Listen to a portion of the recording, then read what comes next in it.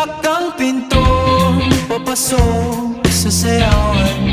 Sa gabing ito'y may isang inaasahang makasayaw at makapiling hanggang kinabukasan.